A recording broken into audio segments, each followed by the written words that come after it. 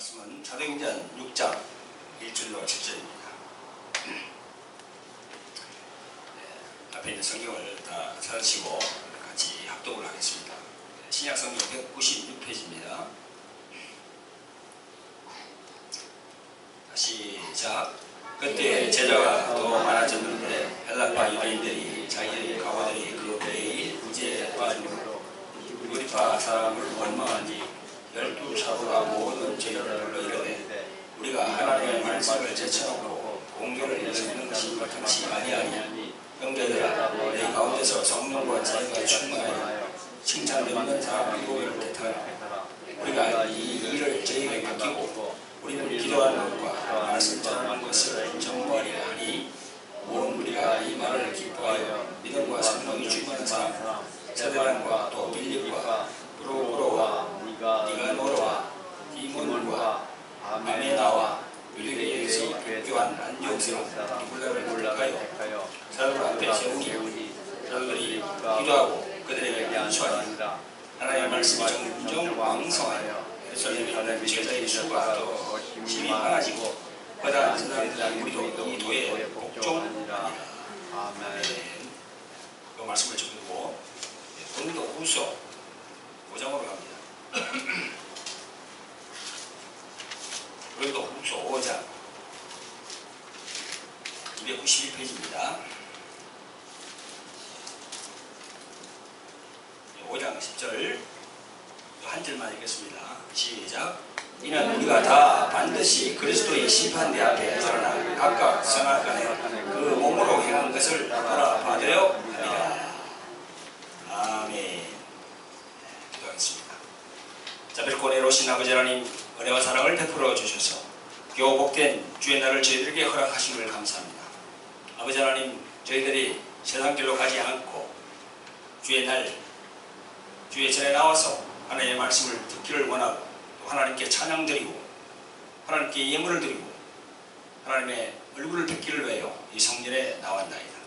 아버지 하나님, 이곳 이 성전에 성령께서 기름 부어주셔서 저희들 아버지 하나님 영과 혼과 몸을 주장하여 주셔서 하나님의 말씀이 저희들에게 잘 적용될 수 있도록 성령으로 이 자리를 축복하여 주시옵소서.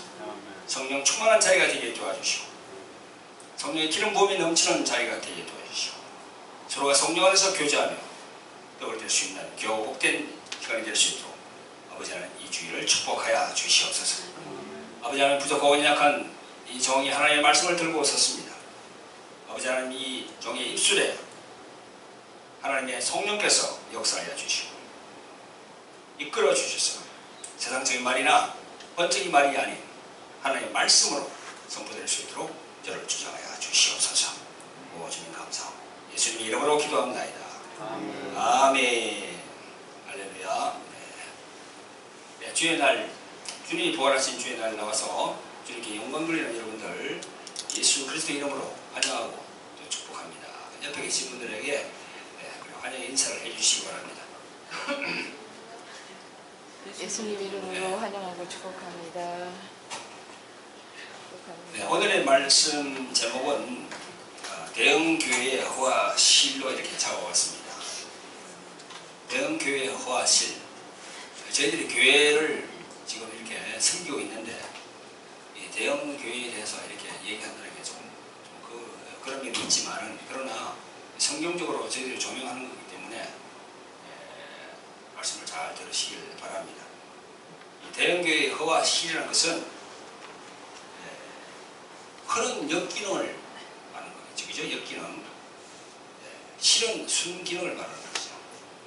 그래서 대형교회의 그 역기능과 순기능을 우리가 한번 살펴보자는 겁니다. 좋은 점도 있고 나쁜 점도 있다는 겁니다. 제가 생각할 때는 3대 7입니다. 나쁜 점이 7이고 좋은 점이 3이에요. 그래서 성경적입니다. 이 교회라는 말은요, 우리가 성경을 통해서 보면 헬라 말로 에클레시아라고 되어 있어요. 에클레시아. 이 에클레시아라는 이 말은 예수님을 믿는 그리스도인들이 예배를 드리기 위해서 모이는 공동체를 이제 에클레시아라고 하는 거죠. 여러분도 교회를 어떻게 생각하십니까?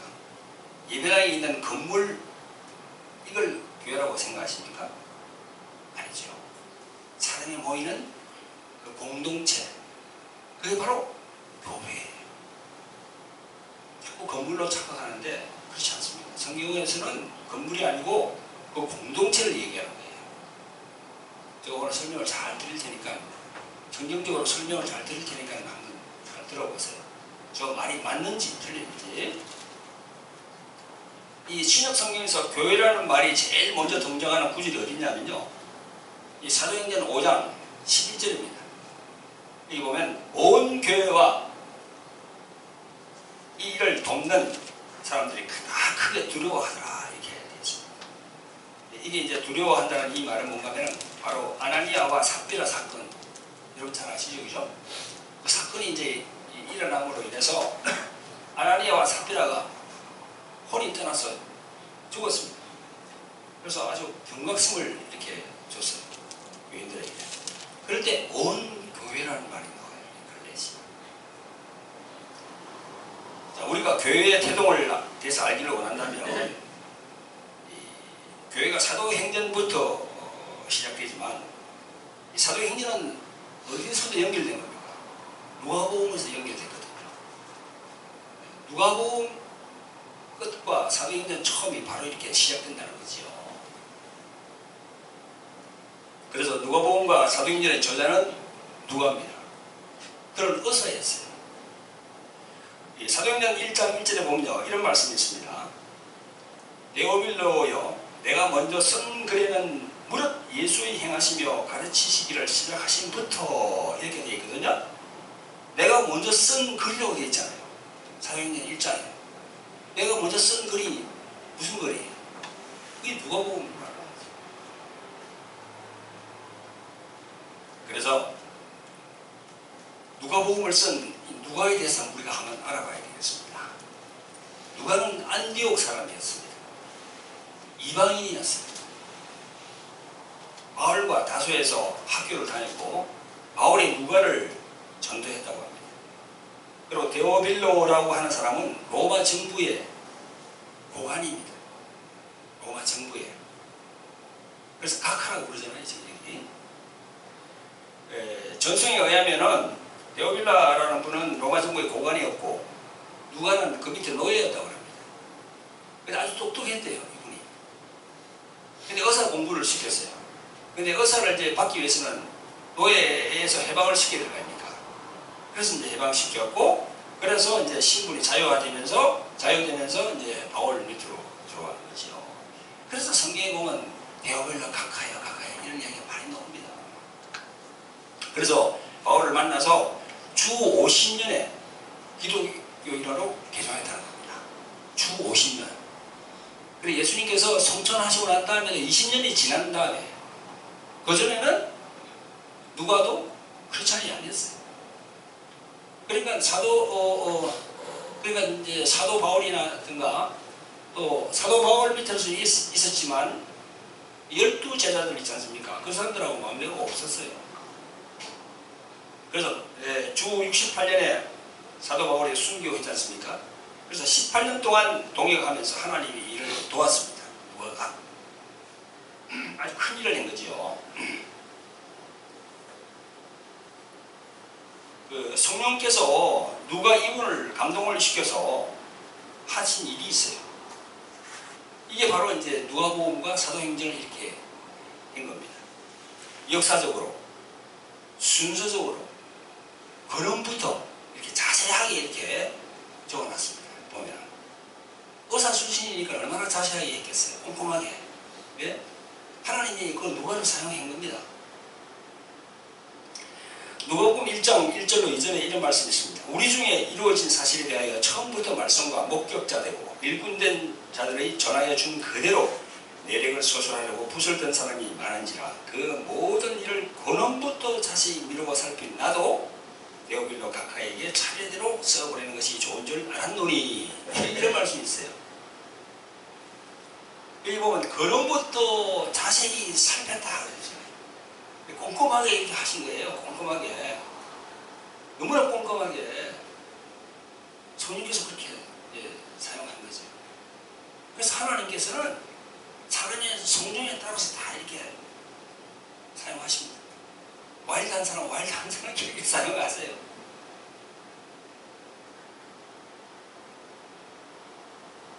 사실 바울 그 사도 그분이 작성한 서신서들은요, 각 테마별로 이루어진 그런 문서들입니다. 주 49년에 야고보, 이분이 야고보서를 만들었거든요.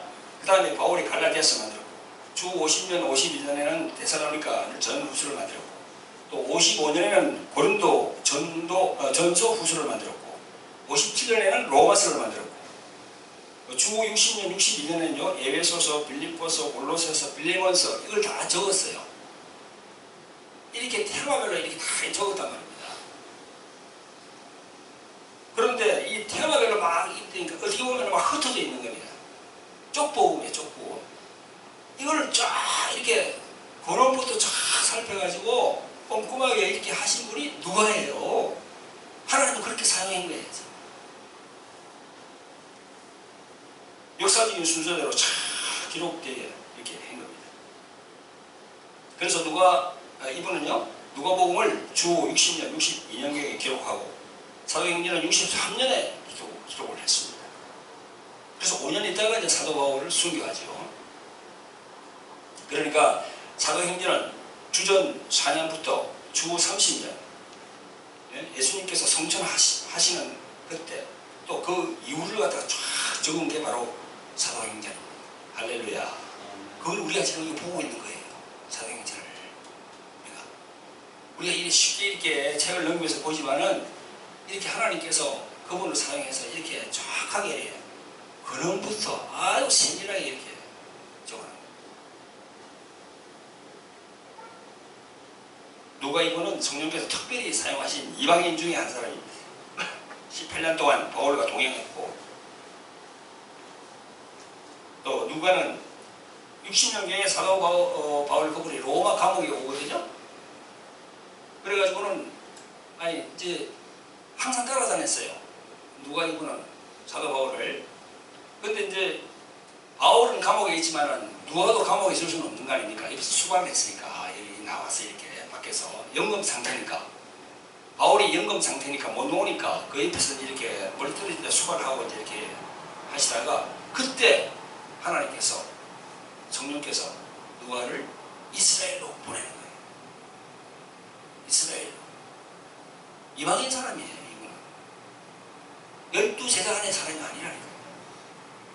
그때 이스라엘로 보내는 거예요. 로마에서. 이분은 몰라요. 이분은 뭐 예루살렘도 모르고 가본 적도 없고 베들레헴도 모르고 나사렛도 모르고 가버나움도 모르고 갈릴리도 모르고 몰라요. 더욱 12제자하고 아무 그게 없어요. 근데 이분을 성령께서 보내는 거예요, 글로. 그래서 2년 동안 조사를 하는 거예요. 다 만나보는 거예요. 그래서 이 적은 게 바로 누가복음, 사도행전 쫙 적은 겁니다. 할렐루야. 그러면서 예수님의 탄생과, 누가복음 보면 예수님의 탄생이 쫙 나와 있잖아요. 그리고 교회의 탄생을 사도행전에 기록을 한 겁니다. 교회의 탄생. 오늘 제가 말씀드린 게 교회의 탄생이 사도행전에 나와 있거든요. 네? 우리 한국이 지금 이렇게 교회가 왕성하게 이렇게 큰 대형 교회, 중형 교회가 많지 않습니까? 그 교회가 어떻게 태동되었는가를 볼 수 있는 게 바로 사도행전에 있단 말이죠.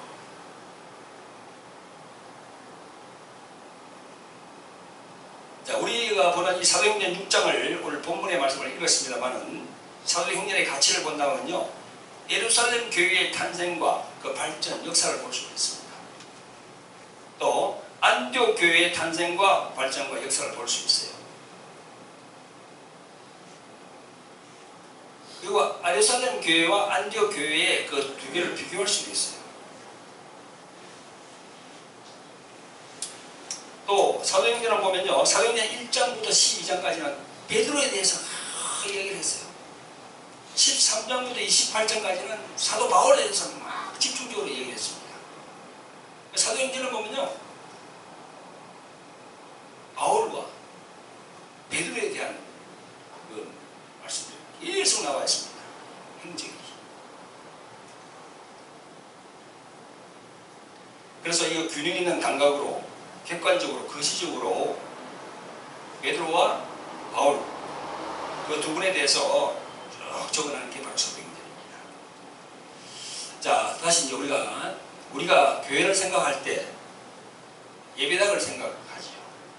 건물을 생각하지만 사람들이 모이는 공동체라고 내가 얘기를 했어요. 아까 그걸 에클레시라고 했습니다. 사도행전 1장부터 공동체가 시작이 된다는 거죠. 사도행전 1장 4절에 사도와 같이 모이사 저희에게 분부하여 가르치되 예루살렘을 떠나지 말고 내게 들은 바 아버지께서 약속하신 것을 기다리라. 5절에 요한은 물로 세례를 베풀었으나 너희는 맨날이 못되어 성령으로 세례를 받으리라. 이렇게 하신 그 말씀, 예? 약속한 것을 기다리라 한 게 어디 있습니까? 요한복음 어디 있죠? 14장 16절에 있잖아요. 요한복음 14장 16절에 너희는 약속한 걸 기다리라고. 바로 성령이 오신다는 거거든요. 그게 이제 마가 다락방으로 연결되지 않습니까? 그래서 교회의 태동은 성령으로부터 시작되는 겁니다. 할렐루야. 아멘. 성령으로부터 시작돼요. 태동은. 그래서 우리 한국에 큰 교회 많죠, 그죠?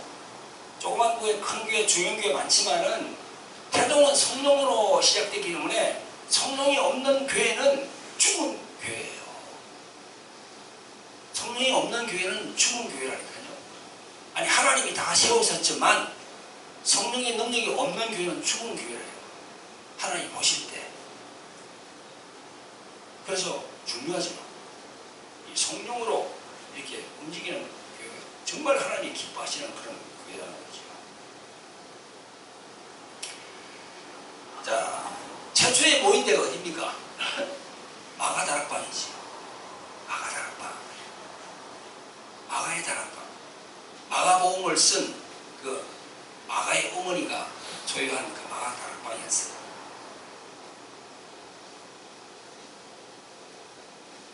그 동생이 바나바였거든요. 동생이. 마가의 예삼촌이 바나바예요. 아주 밀접한 관계가 있습니다. 마가 다락방. 자, 우리가 초대교회 때 교회라는 형식, 지금은 참 교회가 큰 건물로 빛과 번쩍해서 이렇게 만들어놨지만 초대교회는 어떻습니까? 초대교회는 다 그냥 만나서 예배 들었어요. 성전 뜰에서 들었어요. 여러분 잘 아시잖아요. 솔로몬 행각에서 들었다고, 그죠? 그렇게 해서 다 모여서 예배 들었어요. 지금 중국 교회도 마찬가지지. 가정교회가 많잖아요. 중국도. 그래서 이 예배라는 개념을 우리가 건물에 크게 드린다는 이 개념, 여기서 다 들려야 됩니다. 두세 사람이 모인 곳에 내가 너희와 함께 한다는 그 주님의 말씀. 그 말씀대로 우리가 두세 사람이 모이면 그게 교회가 되는 겁니다. 자, 여기 모인 사람들이 어떤 마음으로 모였습니까? 사도행전 오늘 사도행전 6장을 했는데 사도행전 4장으로 넘어가 보면 32절 37절에 보면 이런 말씀이 있습니다. 믿는 무리가 한 마음과 한 뜻이 되어 모든 물건을 서로 통용하고 죄 재물을 조금이라도 제 것으로 하는 이가 하나도 없더라. 그렇게 했습니다. 4장 32절 37절에 보면 여기서 믿는 무리들 이랬죠? 믿는 무리 한 마음 한 뜻. 무엇을 믿는 무리입니까? 그리고 한 마음 한 뜻을 그게 어떤 마음과 어떤 뜻일까요? 이게 바로 예수님의 정체성을 믿는 무리라는 거지. 예수님의 정체성을 믿는 무리들. 할렐루야. 예수님을 믿는 무리들의 한 마음과 한 뜻이 됐다는 거예요. 그게 사도행전 5장 42절에 보면 이런 말씀이 있습니다. 저희가 날마다 성전에 있든지 집에 있든지 예수는 그리스도라 가르치기와 전도하기를 쉬지 아니하니라. 여기 보니까 예수는 그리스도라 되어 있어요. 예수 그리스도가 아니고 예수는 그리스도라. 예수 그리스도 안에다가 무엇이 있어요? 접속사가 있어요. 접속사. 예수는 그리스도라. 그 말은 뭡니까? 예수 그리스도 예수님이 오신 것이 바로 그리스도라는 겁니다. 그래서 여기에서도 우리가 예수의 그 의미와 그리스도의 의미가 약간 다르다는 걸 느낄 수가 있어요. 예수는 그리스도라 이랬기 때문에 예수는 바로 하나님의 아들이고 하나님 자신이라는 겁니다. 할렐루야. 그분이 바로 그리스도라는 거예요. 그분이 메시아라는 겁니다. 그분을 통해서 우리 온 인류가 그분을 믿으면 제사함을 받고 천국에 갈 수 있다는 겁니다. 그분이 아니하고는 천국 갈 수 없는 거예요. 천국 안 가면 어떻게 됩니까? 지옥으로 갈 수밖에 없지. 성경은 철저히 그걸 얘기하고 있습니다. 예수는 그리스도라. 이렇게 초대교회는요 정체성이 분명했어요. 예수는 그리스도라. 예수는 그리스도. 그래서 주 200년 300년 여러분 잘 아시잖아요. 카타콤 시대 그죠? 땅속에 들어가가지고 몇천 명 수만 명이 막 안에서 생활을 하고 그랬잖아요. 도저히 어떻게 할 수가 없는 거야. 로마에서도 로마 병정들을 그 땅으로 동원해가지고 사람을 죽이려고 해도 위로로 막 돼 있기 때문에 도저히 알 수가 없어요. 하나님이 그렇게 하신 거지. 그래서 교회는 건물이 아니고 에클레시아 공동체라는 거예요. 그걸 영어로 하면 뭐라고 합니까? 어셈블리요. 어셈블리. 성회, 의회, 국회, 그것도 어셈블리라고 해요. 그래서 저 여의도 순복음교회가 하나님의 성회지구죠. The Assembly of God 이렇게 되잖아요. 성회라는 거예요. 우리 장로교나 침례교, 감리교는 처치라고 해요. 그죠? 프레스비테리안 처치, 장로교는. 침례교는 바프티스트 처치, 감리교는 메소디스트 처치라고 하잖아요. 우리는 처치라고 하는데 저쪽에는 성회라고 그러죠. 같은 의미죠. 모임이니까. 근데 이거 사도행전 6장을 보면요. 예루살렘 교회가 점점 부흥합니다. 그렇게 가정교회가 모여가지고 하다가 점점 부흥합니다. 급속도로 많아집니다. 근데 많아지니까요. 이게 파벌 사업이 있어요. 지금도 그래요. 우리 한국도 그렇지 않습니까? 조금 부흥만 되면은 파벌이 강을 짓는 날이 돼요. 뭐 목사님 파, 뭐 장로님 파, 이래가지고 파벌을 짓는. 마찬가지로 오늘 보니까 사도행전 6장에도 나옵니다. 6장이 우리가 오늘 읽은 본문에 보면요. 여기도 보니까요. 유대인들도 히브리파 유대인이 있고 헬라파 유대인이 있는 거예요. 자, 히브리파 유대인은 뭡니까? 그분들은 본토 유대인이에요. 본토. 헬라파 유대인은 누굽니까? 유대인인데 디에스포라. 우리를 말하면은 한국 사람인데 저 미국에 있는 사람 다 있잖아요. 한국 사람인데 그런 사람들 교포지, 동포지 서로 파벌이 서로 싸움이 있는 거예요. 그걸 보니까 갈등이 많아요. 그래서 이 헬라파 가부들이 있었는데 헬라파 가부들도 있고 히브리파 가부들도 있었는가 봐요. 근데 헬라파 가부들을 조금 이렇게 발시했는가 봐. 그래서 분쟁이 난 겁니다. 여기에. 그래서 이제 안수 집사를 세웁니다. 7 집사를. 여러분 교회가 커지면은 교회에 온 사람들을 관리하기가 힘들어요. 바빠요. 조직을 만들어야 하고. 그래서 성령의 인도보다는 조직의 힘으로 끌고 가는 그런 데가 많습니다. 어떻게 할 수가 없어요. 사람들이 많아지니까. 한 사람 한 사람 케어할 수가 없는 거예요. 담임 목사님이. 예? 적으면 적을수록 더 좋아요. 담임 목사님의 그걸 케어를 받으니까. 커지면은요. 부목사님 밑으로 가고 목사님 밑으로 또 전도사님 밑으로 가고 그래가지고 정말 큰 교회는 목사님 악수 한번 하기가 힘든다고 그래요.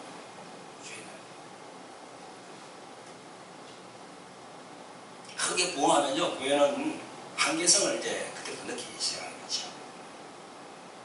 자, 보세요. 교회가 커져가지고 중흥교회. 중흥은 뭡니까? 500명 이상 되면 중흥교회 되잖아요. 그죠? 1000명 이상은 대형으로 되어가는데. 그렇게 되면요, 헌금이 많이 일단 들어오잖아요. 교인들이 많으니까. 인기가 올라가죠. 유명해지죠. 조직을 만들고, 그렇게 하다 보면요, 이 방식을 세상 방식으로 따라간다니까요. 아니, 다단계 방식, 그것도 교회로 들어가서 교회에서 하고 있잖아요. 지금.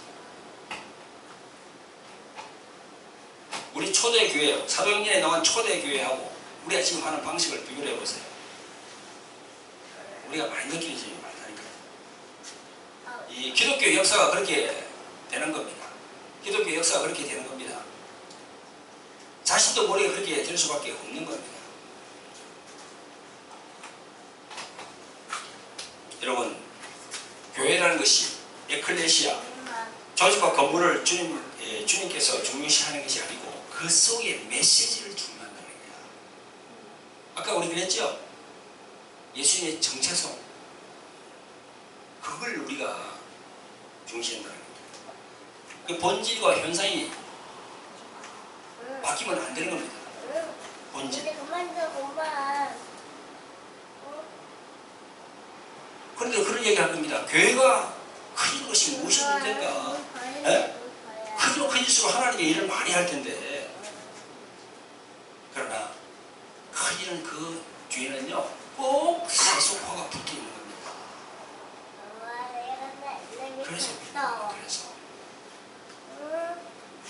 그게 초대교회 이후에 기독교 역사를 보면 잘 나와 있는 겁니다. 여러분 잘 아시죠? 우리 2000년간의 기독교를 보면요, 그리스 교회의 모태가 무슨 교회죠? 콘스탄티노플 교회 아닙니까? 이스탄불. 인간 중심의 파워를 만들기 위해서 큰 교회를 만들었지만 지금은 어떻게 되어 있습니까? 관광객이 들리는 관광명소로 되어 있어요. 그리고 이슬람으로 넘어갔습니다. 교회가. 처음에 기독교회예요. 그런가 하면 로마 카톨릭 교회는 또 어때요? 로마 제국의 그 수평 성장을 가지고 지교회를 많이 세웠어요. 로마 교회. 그런데 그건 아주 넓혔지만 그 변질이 된 겁니다.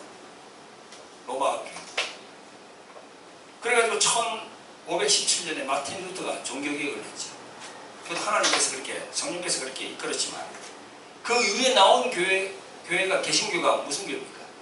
루터교, 장로교, 개혁교, 침대교, 감리교, 수많은 개신교들이 많이 나왔습니다. 그런데 똑같이 건물을 크게 짓고 또 교단화시키고 똑같이 그렇게 되는 겁니다. 커지면 그렇게 되는 겁니다. 지금 유럽의 오리지널 개신교 교회들 건물만 동그랗게 지금 텅 비어 있잖아요. 미국 캐나다도 마찬가지죠. 지난번에 작년에 미국에 갔을 때 그런 얘기를 들으니까 그런 얘기 하시더라고요. 건물만 텅 비어가지고 집세 내기가 힘든데요. 난방비 내기도 힘들고 그러니까 다 세를 주는 겁니다. 불교 쪽에서 뭐 요구한다. 그럼 불교 쪽으로 세를 주는 겁니다. 이슬람도 주고 막 주는 겁니다. 그냥 놀릴 수는 없잖아요. 그게 공동화라 그러죠. 공동화. 공동화라는 얘기 알죠? 공동화. 마을이나 도시 건물 따위가 사람들이 모두 떠남으로 인해서 텅 비는 걸 갖다 공동화 되었다고 그러잖아요. 하나님께서 이렇게 흩어버린다는 거죠. 자, 우리 한국은 어떻습니까? 전 세계 대형 교회 리스트가 있는데 50개가 있답니다. 그 중에서 대형 교회 리스트 안에 들어가는 게 우리 한국이 26개 교회예요. 그 중에 여의도 순복음 교회도 있고 감리교 강림교회도 있고 많이 있어요. 교단별로 그 26개가 있대요. 그 절반 이상이 우리 한국에 있다. 그럼 하나님께서 축복해 주셔가지고 이렇게 대한교회가 있고 여러분 어떻게 생각하십니까? 그게 좋은 사인입니까? 나쁜 사인입니까? 목사님 어떻게 생각하나? 그게 다 좋은 거 아닌가? 예? 하나님의 일을 많이 할 텐데 예? 왕성하면 좋지. 물론 좋습니다.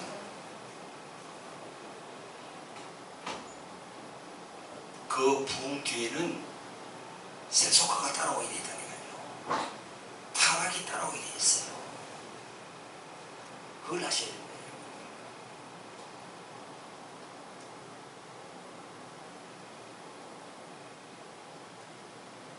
한국도 유럽이나 미국처럼 앞으로 우리 어린 손자, 손녀들 나중에 30세, 40세 됐을 때 그때 한국도 같이 되더라고. 텅 빌 거라고. 건물 위주로 나가면 안 돼. 흩어져야 돼. 흩어져서 이렇게. 그래서 복음을 전하고 각계 전투를 해야 된다니까요. 그게 하나님의 방식이에요. 우리가 잘 아시는 사도 바울 선생 이분도 그의 편지 속에 항상 이 문제를 다루는 게 많습니다. 서신서를 읽어보면 오늘 읽은 본문 사도행전의 저자 누가도 그런 걸 지적하고 있습니다. 예루살렘 교회, 대형 교회 아닙니까? 그때 한 2만 명이 모였다고 그러니까 2000년 전에 그렇게 모였대요. 이 대형 교회의 문제점을 얘기하고 있는 거예요. 지금 누가 이분도. 그 대형 교회는 언젠가는 흩어진다는 겁니다. 주님께서 이렇게. 그 진정한 교회 성장은 수직이 아니고 수평이라는 거예요. 수평. 수직으로 하면 안 돼. 그래서 우리 목사님, 우리 교회. 아니 예수님이 우리 교회, 우리 목사님만 그렇게 하라고 예수님은 어디에 성경에 나와 있습니까? 자꾸 우리 그 중간에다가 나와 그 하나님과 그 예수님과 중간에다가 자꾸 목사님을 끼운다는 거죠. 그래서 우상화된다는 거예요.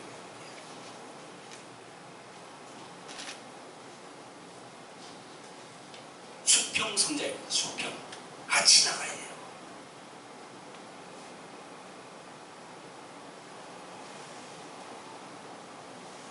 중형교회나 대형교회 순기능도 있습니다. 순기능. 좋은 점도 있어요. 물질적으로, 인적으로 참 좋잖아요. 그죠? 그러니까 프로그램을 잘 운영할 수 있어요. 뭐 예배 프로그램, 뭐 전도 프로그램, 그죠? 예? 뭐 피아노 반주하는 분들, 뛰어난 분들, 그냥 한 달에 이렇게 사례비를 주면서 성악가들 해가지고 얼마나 좋습니까? 그렇게 해서 하는 것. 그 다음에 고아원, 양로원, 편의시설, 식당, 주차장 잘 돼 있죠. 그러면서 많은 사람을 이렇게 인도를 할 수는 있어요. 그러나 문제는 세속화가 문제라는 거예요. 그걸 이끌어가는 목사님께서 그거만 잘하면 되는데 그게 쉽지 않다고 그래요.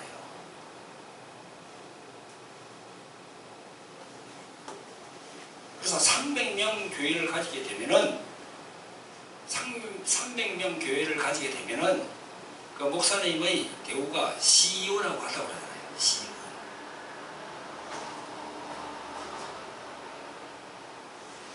그 다음에 500명 이상 1000명 가면 장관급이라고 했어요. 차도 에쿠시에다가 자녀 완전히 그저기 유학 다 보내고, 철저히 상여금에다가 하던, 아니 그러니까 목사님들 그걸 크게 보고 그냥 그렇게 하려고 얼마나 지금 아둥바둥합니까?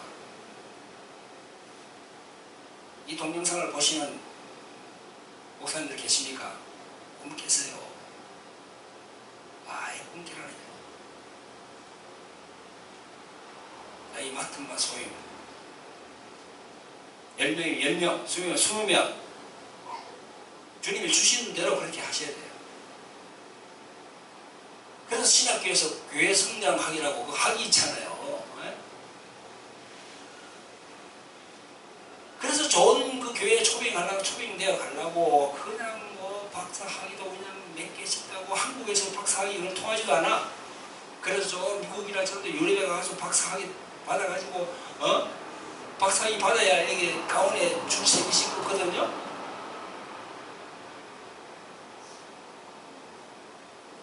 예수님이 보실 때 뭐라 할까요?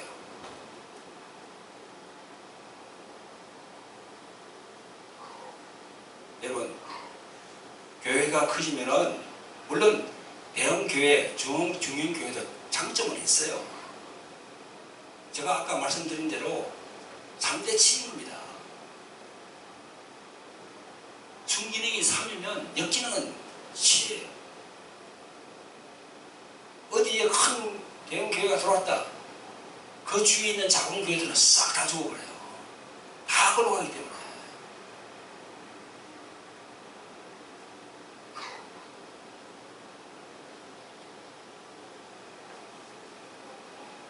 대형 교회가 지교회를 넓히기 위해서 거기다 어느 도시에다가 딱 세운다.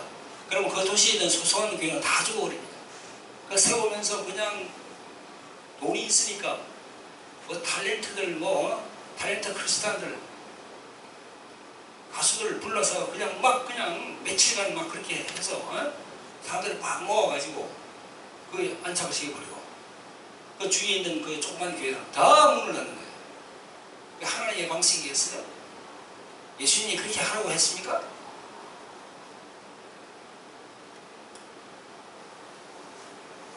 한국에 있는 교회 80%가 다 지금 지하실 아니면 상가에 있으면서 다시를 못해서 그렇게 힘들다고 80%가 다.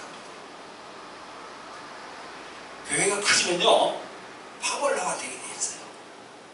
귀족화되고 목사가 우성화된다니까요. 우리 목사님 그렇게 될 수밖에 없어요. 예수님은 뒷전이에요. 예수님의 자리에 목사님이 앉으니까 그게. 그 목사님이 거절하면 될 거 아니냐. 거절을 하지 못해요. 형식화되고 조직화되고 전통에 매이고 경직되고 기업화되고 성공지향적이고 복음에 괴리가 생겨버려요. 교회들을 만족시키기 위해서 그 맞게끔 설교를 하거든요. 십자가가 없어요. 십자가가 있다는 건 뭡니까? 자기 부인을 하라는 겁니다. 자기 부인. 너는 죽었다는 거야. 너는 십자가에 죽었다는 거야. 우리는 자기 부인을 계속 얘기하잖아요. 자기 십자가를 계속 얘기하잖아요.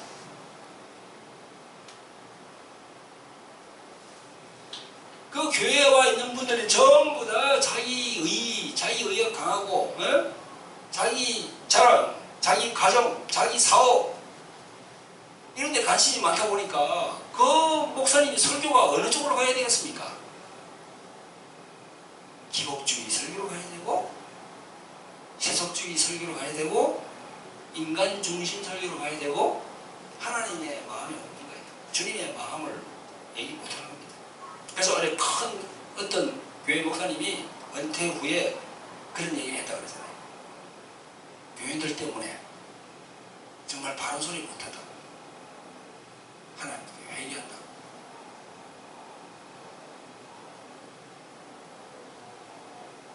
사랑하는 성도 여러분, 교회는 세상 방법대로 대형화시켜서 그렇게 하는 게 아니고 흩어져서 각계 전투식으로 주님의 복음을 전하는 거죠. 자, 우리 교회도 지금 주 에벤서드 교회 아닙니까? 돌항아리 힐링 미니스트리를 이렇게 사역을 하고 있지 않습니까? 근데 여러분 잘 아실 겁니다. 이런 축사사역이나 성령사역하는 그런 교회들이 크게 부흥이 안 돼요. 왜 그럴까요? 곰곰하게 생각 안 해봤습니까? 왜 그럴까요?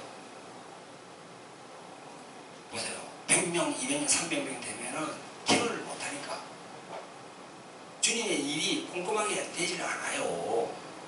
다 뒷전입니다. 그때부터는 안 해요. 축사가 얼마나 힘든 그런 사이입니까? 조금 커지면 안 한다니까요. 그래서 마태복음 9장 35절로 38절에 있는 그 말씀, 네? 말씀을 가리키고 복음을 전파하고 치유하라 하신 그 말씀 중에서 세 번째 치유, 그거 안 한다는 말이죠. 힘들기 때문에. 그럼 주님께서 어떻게 해야 되겠습니까? 간섭을 해서 적당하게 만들어가는 겁니다. 그걸 우리 사역자들 알아야 돼요. 왜 주님은 우리를 보호시킵니까? 투정 부릴 게 아니에요. 하나님께서 그렇게 간섭을 하고 있는 거라니까요. 할렐루야. 그걸 우리가 알아야 돼요. 그 하나님의 마음을 아는 거지. 주님의 마음을 아는 거지, 우리들이. 알고 처신하는 거지. 그러니까 주님께서 기뻐하시는 거죠.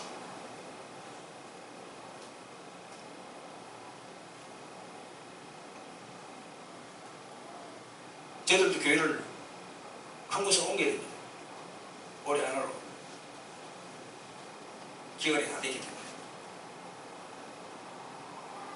그래서 기도하면서 지난번에는 어느 곳을 방문을 했는데 그 방문하기 전에 새벽에 꿈을 꾸는데 내가 무슨 옷을 입고 있는데 엄청 큰 옷을 입고 있더라고요. 내 몸이 안 맞아 그것이. 그것이 안 맞아. 이 뭐야 하면서 일어나서 그냥 메모를 해놨죠. 확실하게 기억하는 거예요. 환상으로. 근데 그날따라 이제 또 교회를 보러 갔습니다. 사모님하고. 갔는데 엄청 좋더라고요. 130평 큰 거야. 엄청 잘 돼 있어요, 그게. 그 교회가 있던 자리야. 그래서 꿈으로 예시한 그 부분을 가만히 생각했어요. 아니라는 거지. 주님이 아니라는 거지. 그건 아니라는 거예요. 우리가 옮기더라도 내실을 다지고, 그죠? 내실을 딱 다지고 주님이 기뻐하는 곳으로 가서, 네? 아니, 교회가 크고 부흥해지고 뭐 300명, 500명, 1000명 되면 좋을 것 같지요? 좋을 것 같으면 내가 오늘 왜 이 말씀을 내가 주일날 선포하겠어요? 왜 이 말씀을 선포하면서 동영상으로 이렇게 찍어서, 네? 많은 분들이 보게 하실까요? 주님께서. 여러분, 교회가 작더라도, 교회가 형편이 어렵더라도 묵묵하게 주님의 일을 하시면 주님께서 상급을 분명히 주십니다. 할렐루야. 다 개척교회를 가기 싫어해요. 자, 이 동영상을 보시는 분 중에서 대형교회에 계시는 분이 있습니까? 자, 대형교회에 계시고 중형교회에 계시는 분 중에서 기도하는데 어디에 가서 도와라. 그런 성령의 말씀이 있으면은 거기서 나와서 개척교회를 도와주셔야 됩니다. 그게 성령의 음성이에요. 그래서 지난번에 어떤 분 관정을 보니까 그렇더라고요. 강남의 큰 대형교회 장로님인데 어디 갔다 오다가 보면서 딱 조그만 교회를 봤는데 딱 그냥 감동이 온다는 겁니다. 성령께서 너가 저거 가서 얼마 기간 동안 도와라고, 그 교회를 알아보고 도와라고, 그런 감동이 막 오는 거예요. 그래서 계속 기도하면서 그 교회를 알아보고, 그럼 다 알아봐야 되겠죠. 그 교회가 뭐 이단인지 뭐 어떻게 다 알아봐야 될 거 아닙니까? 그리고 주님께서 사랑하는 교회인 줄 알고 그때 가가지고 몇 년을 도왔다 하더라고요. 11조를 내고. 이 동영상을 보시는 분 중에 그런 감동이 있습니까? 그러면은 개척교회를 주님이 인도하는 데로 가서 도우셔야 돼요. 그게 바로 상급이에요. 그런데 많은 사람들이 그렇게 하진 않아요. 등 따시고 배부르니까 그 자리에 안주한다는 거지요. 대형교회 얼마나 좋습니까? 얼마나 좋아요. 큰 건물에 안에 가면 다 해결되는데. 다 해결되는데.